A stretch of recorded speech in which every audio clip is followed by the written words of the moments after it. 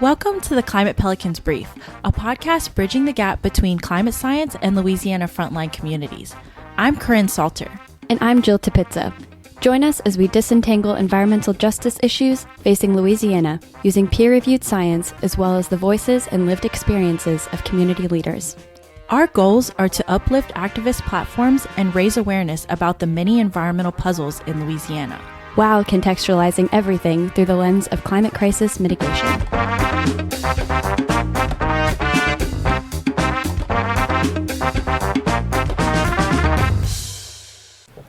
Welcome to another episode of the Climate Pelicans Brief.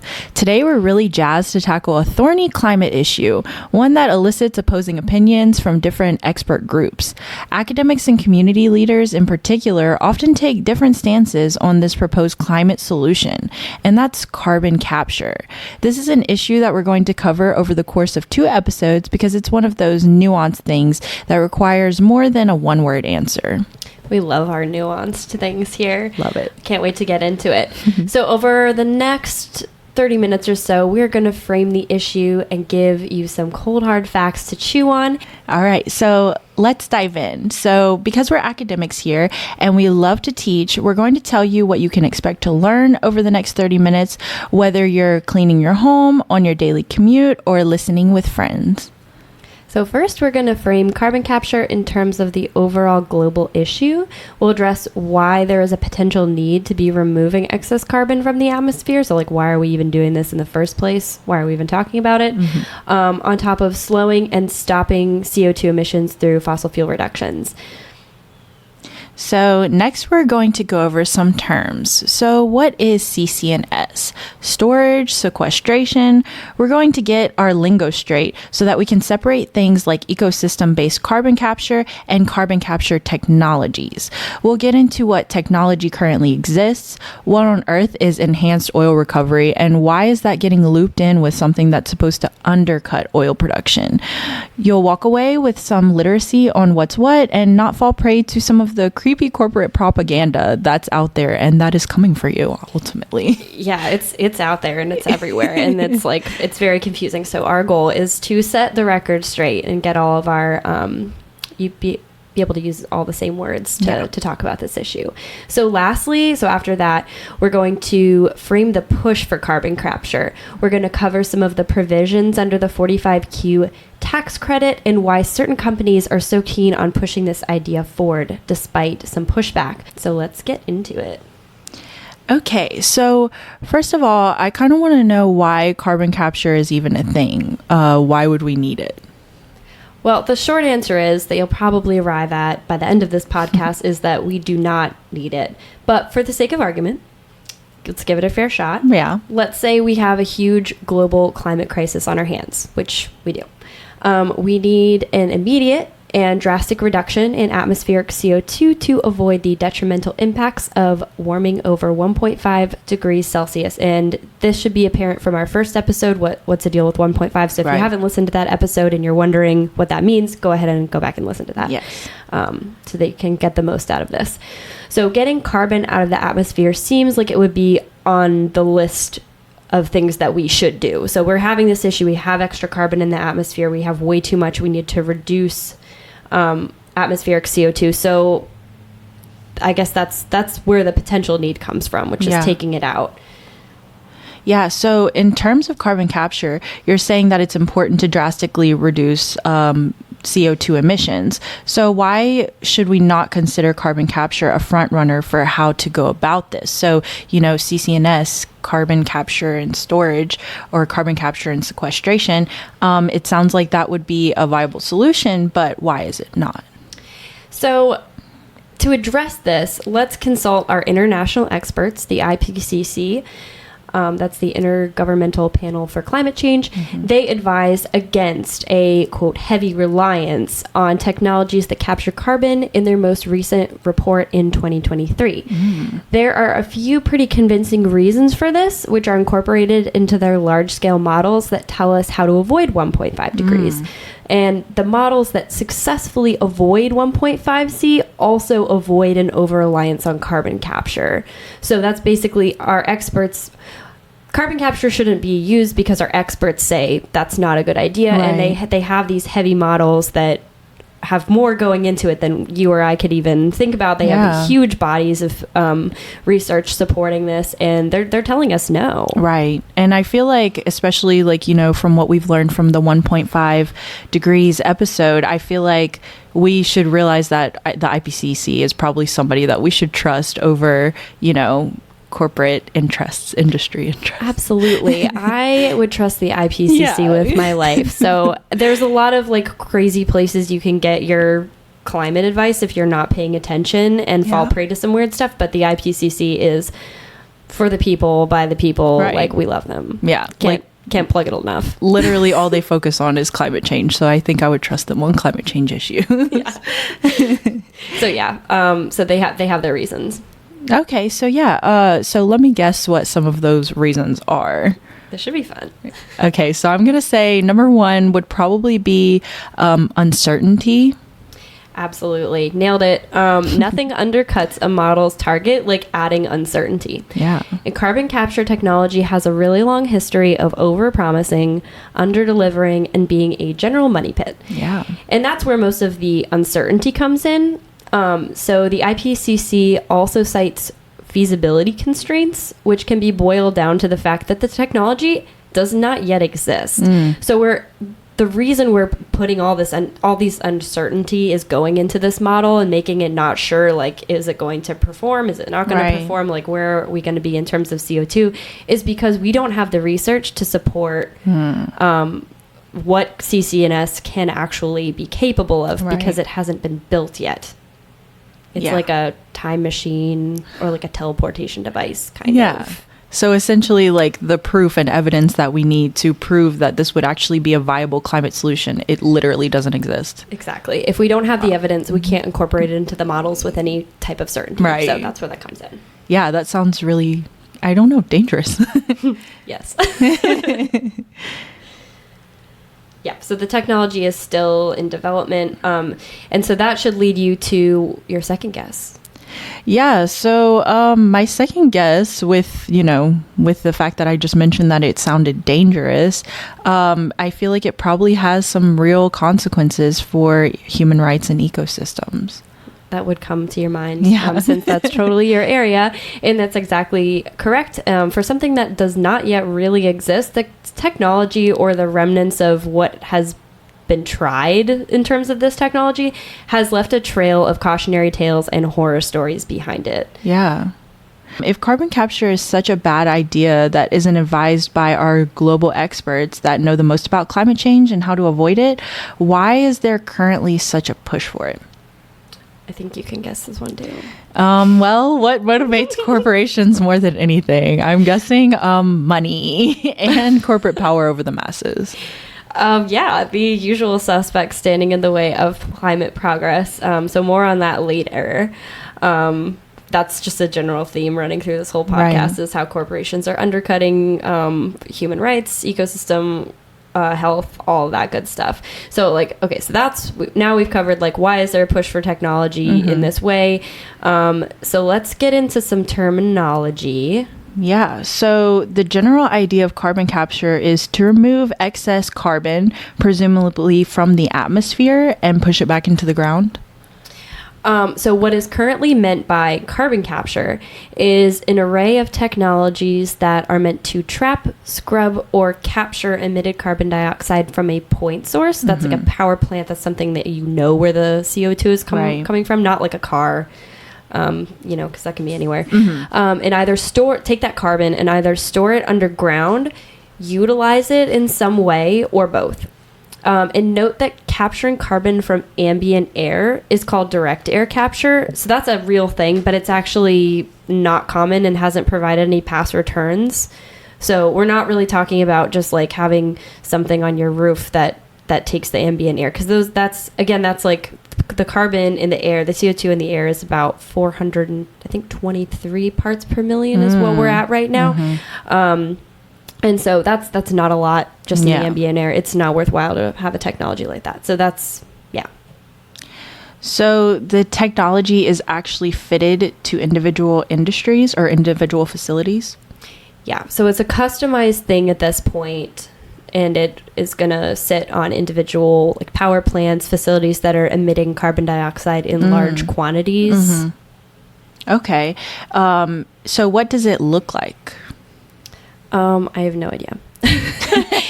But if probably because it doesn't exist, right? Yeah. But if you Google it, I'm sure there's just a bunch of pictures of monsters and things that hide under your bed waiting to eat your tax dollars. Yeah, you caught me. I have no idea. I have no idea what it looks like. All right. So we don't know what it looks like. I have so many follow-up questions, but let's go to our next term. So to recap, CCNS stands for carbon capture and storage, capturing carbon from a point source and transporting it for underground storage. What about CCUS? That's something that I've heard before too. Yeah, that's a term that gets thrown around a lot. And CCUS stands for carbon capture, utilization, and storage. So that's what we were talking about, where you capture the carbon, you either store it or you utilize it, or both. Most proposed future projects, so all these proposed carbon capture projects that are popping up all over the U.S. fall into this category of capturing carbon from a point source, like we just discussed, like a power plant, and then utilizing it in some way. And the most common way that this is applied is called enhanced oil recovery, or EOR. I see. So the utilization part of CCUS is to enhance the recovery of more oil? Yes, and that is like the hidden gem that the oil companies are trying to hide. Is in the U actually gets expanded to EOR. So carbon is captured in the same way as previously discussed, and then it is compressed and injected into oil wells. So existing producing oil wells that they're getting oil out of, to basically shoot out additional oil from that well.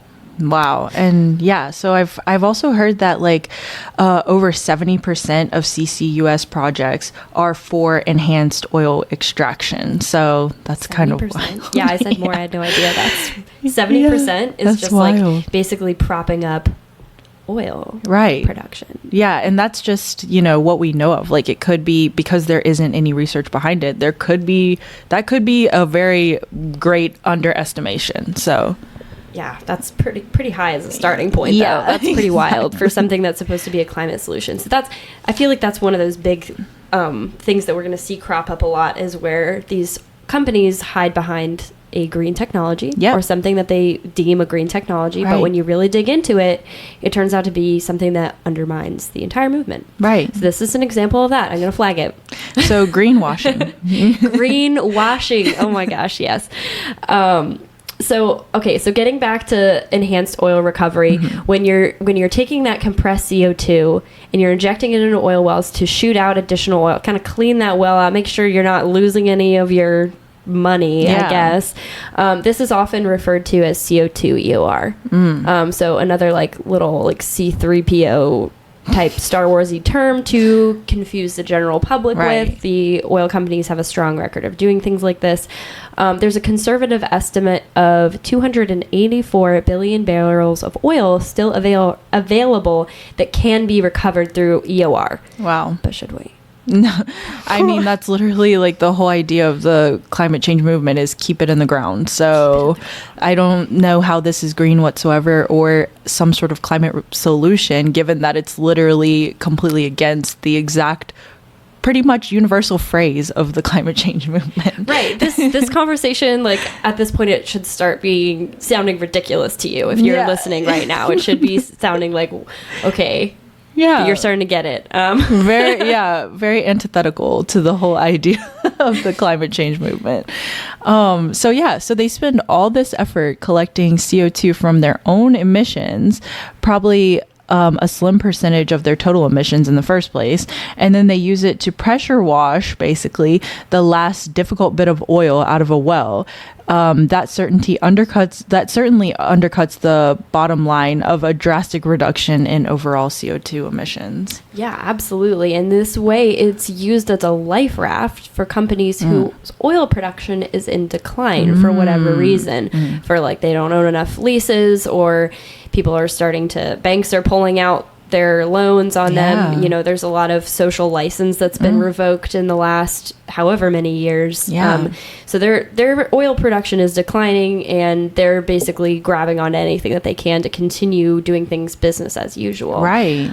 So most of the funding, the public funding, most of the recipients for the public funding for these carbon capture and utilization projects are actually oil and gas companies. Wow. That should be a big tip off that we're undercutting the climate movement here. If the recipients for these companies are energy companies that have refused to transition to renewables at any point in time, even though they've been offering to do that for years, they've never once done anything to that end. Yeah, it definitely sounds like they're just trying to clean up their public image and basically create this sort of false climate solution that is supposed to appease the public and the public's concerns that are just growing and growing about climate change and about what we're going to do about it. And literally, we cannot expect the same companies that are the leaders in causing climate change. We can't expect them to suddenly come up with these climate solutions that genuinely benefit the public if they've literally never had our interest in mind the entire time. So like what's changing now? Literally, it's just another false solution for them to, like you said, continue business as usual, continue making money, and continue lining their pockets, which is not a climate solution whatsoever. It's not. This is a very insidious issue where they do exactly what you said. Yeah. And people are taken advantage of in this way because it's kind of silly. Yeah. So unfortunately, we're seeing more of the industrial sector capitalizing on the climate crisis to avoid public censure. Like you said, they're trying to clean up their image. Yeah. And instead, they're kind of putting a little green leaf on whatever they feel like and like having their marketing team go hog wild. Right. And it's working. Because they have a lot of money already. And, you know, if we weren't to disentangle this whole idea, this greenwashed false climate solution, carbon capture, use and sequestration and storage, then I think that people would fall victim to it a lot more easily. So I'm hoping that, you know, we'll be able to kind of untether people from this idea that these companies that are literally leaders in causing climate change, that they're going to have anything beneficial for our climate change movement.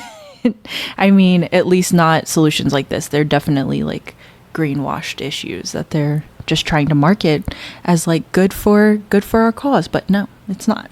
Couldn't agree more. But yeah, you know, as you know, this is a rabbit hole that we could definitely stay in all day, you know, greenwashing and the companies that are trying to victimize people through these techniques. But can we talk more about the CCNS process itself? Like, it seems to me like there's one problem here that carbon capture falsely proposes to solve and 3 additional ones that it creates. The first problem that comes to mind is the question of the capture itself. Can we really expect to capture carbon dioxide effectively or efficiently from a point source using this technology? And then the second problem that I'm kind of seeing is the transportation of that carbon. And third is the storage. So literally everything that CCNS stands for, I see problems in every bit of the acronym. So we have a lot of pipelines here in Louisiana already, and the geology is relatively unstable. What is the plan for transportation, and where are we expecting to keep this waste long term? Okay, cool. So like a 3-part question. Yeah. Got it. And so this is the part that usually people don't think about. Maybe because it's underground most of the time. I'm not sure, but it doesn't come to mind.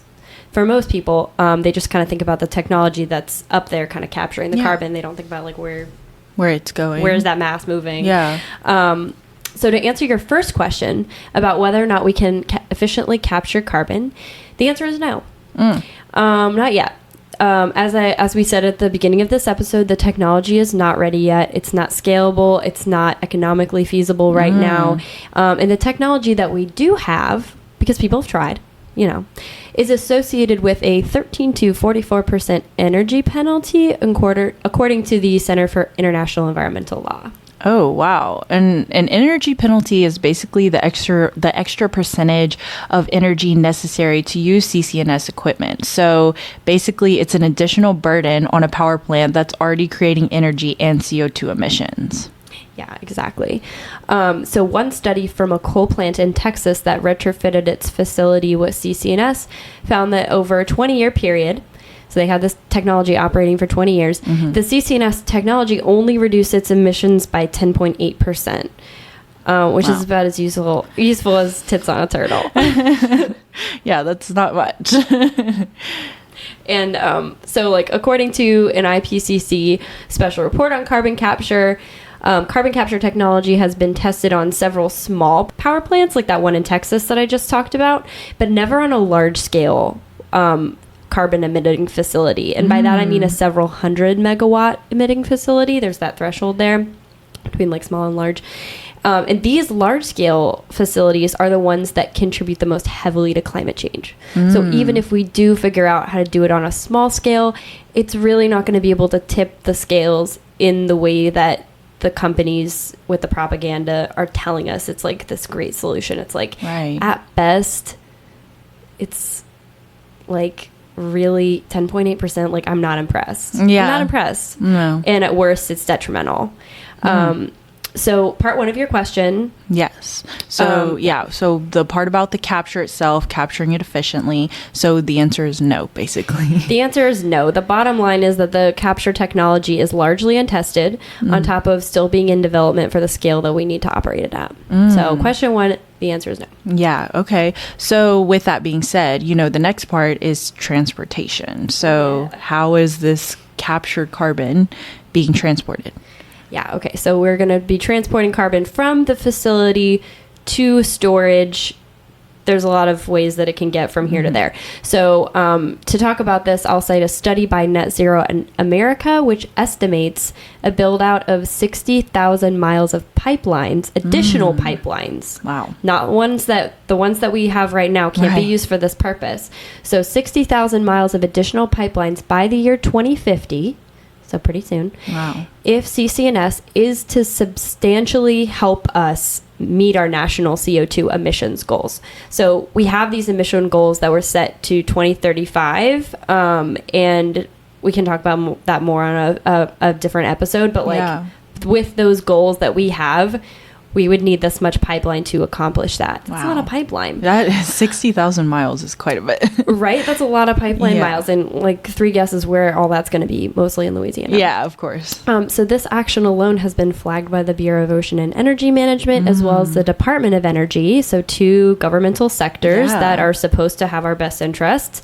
So it's been flagged by both of these as unlikely to benefit a community that overlines the pipelines. Wow. So major red flag there, right? That's for sure. Yeah, I feel like it's kind of difficult to justify a build out of that much infrastructure, 60,000 miles, for a small and uncertain amount of CO2 reduction. Like, I feel like, especially with the fact that the Bureau of Ocean and Energy Management, as well as the Department of Energy, have already said that it's unlikely to benefit a community. And then also you have to have that much of a build out. Like, I don't feel like, for what we're seeing as far as like what you said on the capture itself, I don't feel like that's enough to justify doing that. Again, we're not impressed. No, not at all. Like, just to put that into like practical terms, that's 28.3 Tour de France's of pipelines. So that's quite a bit.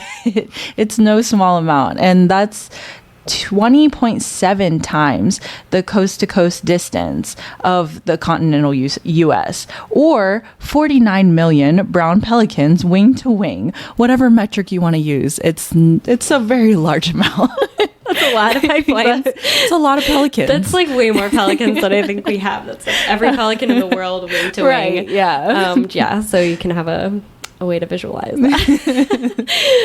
Plus, so with that alone, plus the integrity of these pipelines is also very suspect, as I'm sure you can imagine. Yeah. I'm not an engineer, but the proposed materials are insufficient for the safe transfer of compressed CO2, which is highly corrosive, super fun, and may result in pipeline explosions. Yeah, right? Although with the scale of the build-out proposed, 60,000 miles, I would say it's more of a matter of when rather than if in terms of those explosions. Like, we know it's going to happen. Yeah. Right? Like, I mean, it already happens all the time with the existing pipelines that are there. So we should expect that it will happen, but it's going to be compressed CO2, which is highly corrosive. And it's dangerous to people within the direct area. That's really scary. I mean, first of all, 60,000 miles of that, and then it's really dangerous, and your home or community might be right over those pipelines. That's a pretty scary thing to be living on top of. Right. I would say that the language used by BOEM and the DOE of unlikely to benefit a community is the understatement of the year. Oh, yeah. And just the fact that such an organization would say basically this is not good. Even using those terms, like, I would say that that's a pretty significant statement to make. Right. Pretty mild terms. Yeah. But we know what's actually going to happen. Exactly. Yeah. So, and then on top of that, many indigenous groups are concerned because the pipelines are going to be built over their land. So that just sounds like a perfect storm. Oil companies receive this public funding for CCNS projects that are unreliable, inefficient, expensive, and threaten disasters like the explosions we just mentioned. Right. And so before we totally pop off about this, I'm going to bring it back, reel us back in, to answer your third question about storage. Yes. So we're once again addressing those major concerns, those three problems that CCNS creates. Can we capture it efficiently? No. Can we transport it safely? No. What about storage? Yeah. So the proposed projects want to store compressed CO2 underground, out of sight, out of mind. Yeah. And this CO2 has to be stored as a supercritical fluid, which is greater than 30.1 degrees Celsius and greater than 72.9 atmospheres, which is like a dense liquid, viscous like a gas, and has less storage volume. So we can see why it needs to be stored like that. Right. But if it is to remain as a supercritical fluid, it has to be stored at depths more than 800 meters. So 800 meters below the surface of the earth. And I mean, obviously, it has very strict conditions for it. And so it has extremely strict standards for contained storage. So can you maybe tell us a little bit about the implications and the safety issues of that underground storage? That sounds, like I said, it sounds like very strict standards to have for it. So what if those standards aren't met? Or, what if we don't have the ability to meet those standards for this storage? Right, as happens in the regular oil and gas infrastructure that we have around here. A lot of it does not meet standards already, and it's just waiting for accidents to happen. So we can only assume it's going to be in the same vein of safety, causing safety issues. It is really... there are really strict standards, and that's an issue that CCNS projects are going to have to contend with. How and where do we store the CO2 so that it remains in this supercritical state? Right. Then there's also potential for groundwater contamination if these storage units leak into aquifers, which is really bad. That's very scary. Yeah. That's the last thing we need. That's the last thing we need, because it sounds like not a big deal. Well, I don't know who would think that. It sounds like not a big deal, but there's pretty much no fixing it once that happens. Right. So once you leak into an aquifer, it's that's game over. Yeah. You hear about projects I don't know if this was a project, but those groundwater contamination issues that happen in Flint, Michigan, or in Detroit, which I know that you had a big hand in, Corey, rehousing people that didn't have good drinking water. Would you say that is an easy problem to solve once you have these leakages into aquifers? No, and that's the thing, is that whenever a source is contaminated like that, there's no going back. Even just the mixing of different waters together has basically detrimental impacts to the living organisms that are relying on that certain type of water. So the fact that water is so subject to that, basically anything that it comes in contact with, groundwater coming in contact with that CO2 leakage, it's not something that you can just easily reverse whatsoever. I mean, maybe there will one day be technology that says that it can, but definitely that's not before 2050. And that's a pie in the sky idea that could even happen. I mean, fresh groundwater is something that you really shouldn't be messing with, and that's basically local communities will lose their water source at that point, and increase, and basically also as well, not to mention the seismic activity, there will be an increase in earthquakes that are expected too. And I'm just basically not convinced that this is a good idea on a global scale, but even on a local scale. Yeah, we're not impressed. No. Like, water, like drinking water is sacred. Like, Oh, yeah. Not to be not scientific, but like it's a sacred resource. If it's 800 meters below ground, like how y'all gonna fix that? Right. You're not. You're Yeah. just gonna let it happen, and people are gonna get poisoned. Like that's a sacred resource that needs to be protected. Yeah, and I don't think that we should risk contamination of something, like you said, so sacred but so essential to living, to sustaining your life. Like, I don't think we should mess with that just for a few extra dollars for some people that don't have our best interests in mind. Exactly. We can't gamble with something like that. Right. Yeah. So in Louisiana, one of these projects is proposed by the company called Air Products to be placed under Lake Maurepas, which is a national heritage site with local ecological value.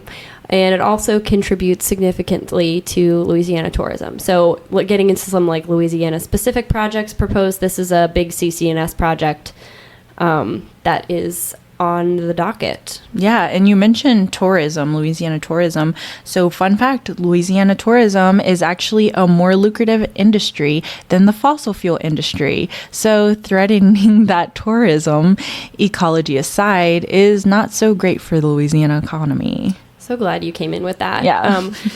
And it's bought and paid for, that CCNS project that's going to be put under Lake Maurepas. It's bought and paid for by a company that released 25 corporate lobbyists this past summer. So June 2023, there was a legislative session where a lot of these CCNS issues were brought up and were on the ballot. And, we actually had the congressional people speaking on these issues, and they released 25 corporate lobbyists to get the appropriate approvals from the government to basically shove this project down the throats of Louisianians. Yeah. Bought and paid for. And that's the thing, is that I think that it's very telling that they sent 25 corporate lobbyists. First of all, lobbyists are not cheap, at least the good ones. Right. They're not cheap at all.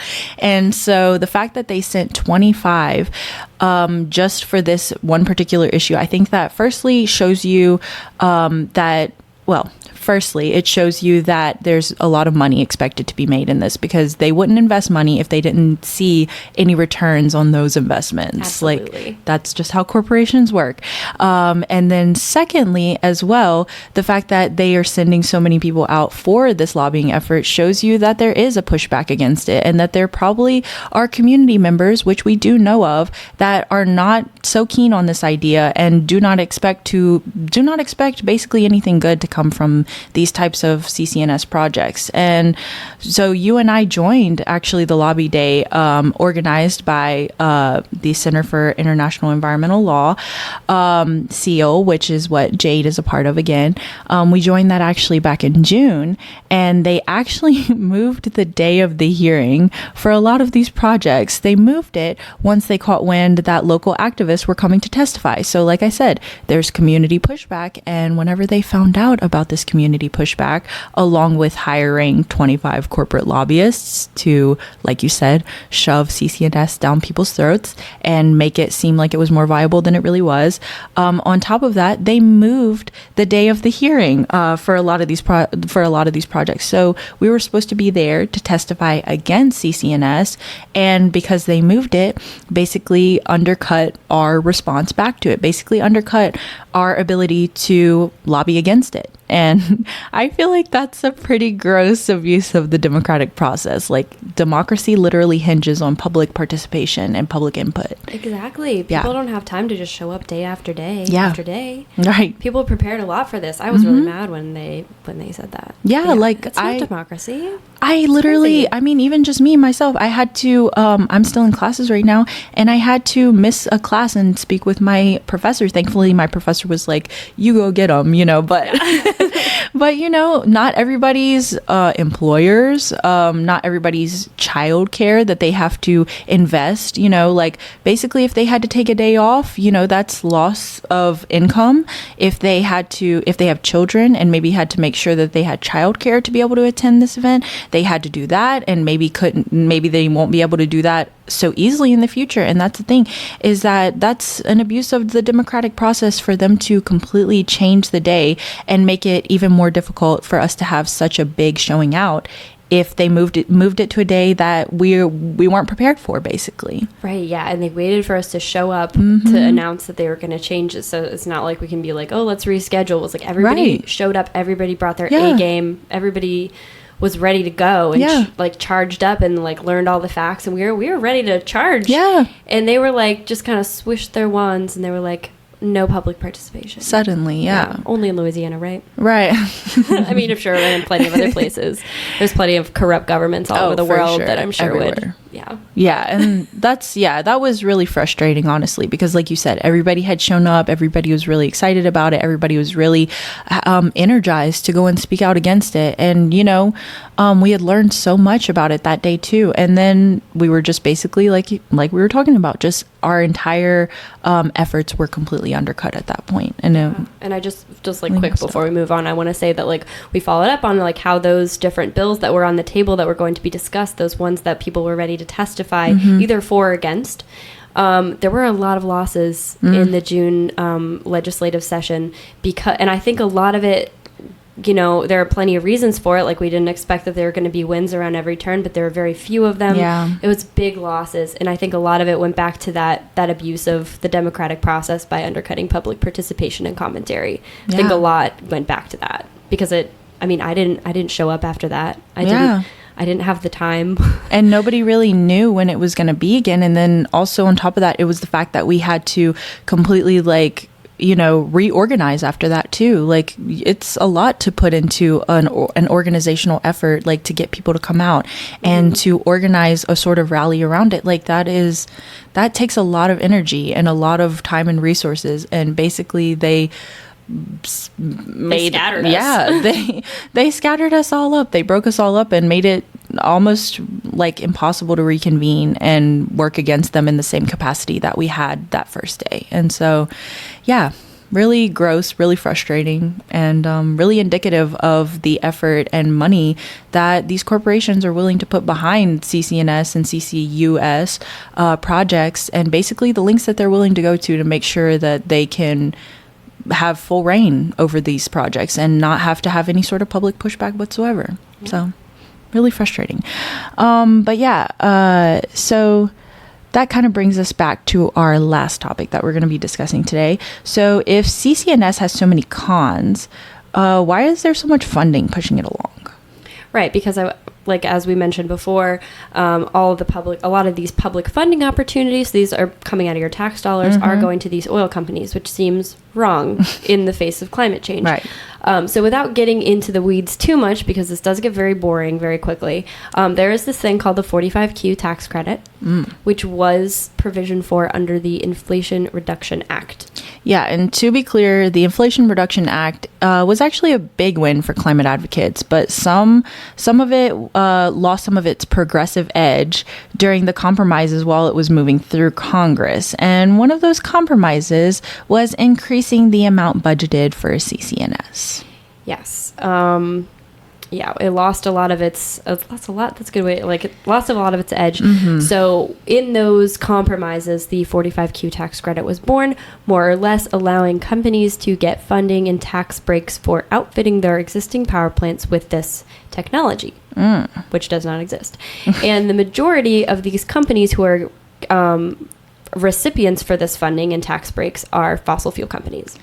Yeah, and that's probably the last thing that we need. That's literally one of the biggest reasons why Louisiana has been victim to so many of these fossil fuel industries, is because they are literally getting all these tax cuts. And I think that the ones that are literally contributing to climate change in the heaviest fashion possible, I think they should be the last ones to receive tax cuts. And that's the billionaires who have been causing the climate crisis to begin with. Right, yeah, it reads as really unfair. Right. And they're using these tax credits as a shroud so that they can stay in business, because they've pretty much unanimously have decided not to transition to renewable energies. That decision was made a long time ago. Without getting too far into the weeds in history, they made that decision very clear. They're not going to do anything having to do with renewables. They're doubling down. Wow. And that's what's causing this huge demand in CCNS. And to make matters worse, the Louisiana Climate Action Plan actually like provisions for a lot of these CCNS plants. So not only are they receiving funding from a federal position, but Louisiana has kind of put it into their plan that we're going to do this. And that's because we have a lot of industrial facilities in this area, and also because they're in the policymakers are in the pockets of oil and gas companies. Yeah, and that's what it sounds like, is that once again, oil and gas is strong arming and basically undercutting our climate efforts, our climate change efforts. Right. And so in Louisiana specifically,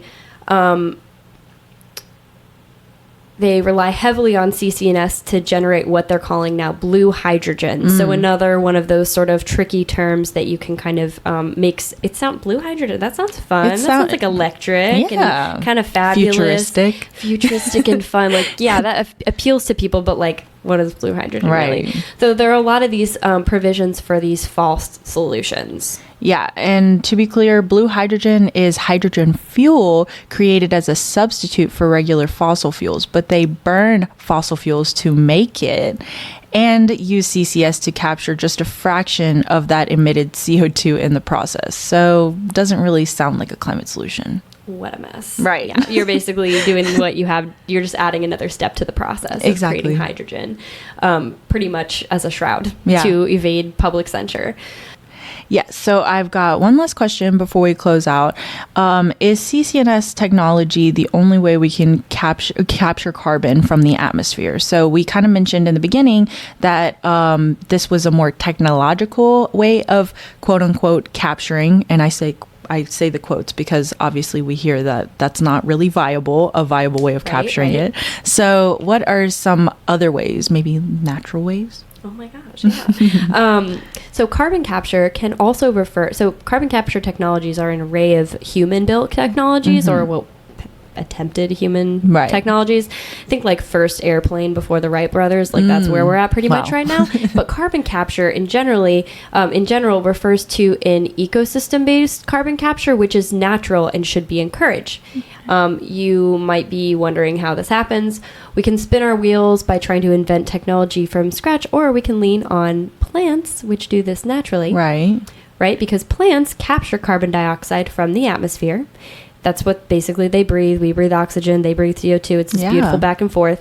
So they take that carbon dioxide as a gas and they store it in their tissues as like carbohydrates and everything. The things that actually make up that plant is stored physically in the tissues. So plants such as mangroves, seagrasses, and marsh grasses are particularly good at this. They are really efficient at taking CO2 out of the atmosphere and building it into their tissues and or kind of holding the ground in place to prevent erosion and building kind of precipitating carbon in that way. So we refer to carbon sequestration done by these plants, these mangroves, seagrasses, and marsh grasses in particular, as blue carbon. So unlike blue hydrogen, something very different, blue carbon is done by plants. It's done by these incredible plants, and there are no documented disastrous impacts associated with cultivating these environments, of like protecting your mangroves, protecting your seagrasses. There's no explosions that are going to happen if you protect those areas, or prevent the destruction of those ecosystems. So if you kind of just like shift your thought about like carbon capture, we can do all this technology, or we can really focus on conserving these ecosystems that are doing this in a natural way where there's absolutely no risk. There's only benefits. Yeah. And I think like if there's anything that we're learning as the climate change movement progresses, is that we're not going to be able to geoengineer our way into what Mother Nature has been doing for so long. Like literally we can't just build a big industry, build out a big facility to do exactly the things that nature can do on its own. Right. Like humans are pretty smart, but we're not that smart. Yeah, it's not a solution. No, absolutely not. Okay, well, I think that wraps up our episode on carbon capture and sequestration. So we're going to end out this episode with some calls to action. So CCNS technology is on the move in Louisiana. And as always, you can email us with questions at climatepelicans@gmail.com. Plus follow our social media at Climate Pelicans on Instagram and at Divest LSU on Twitter. Thanks for joining us. Thank you.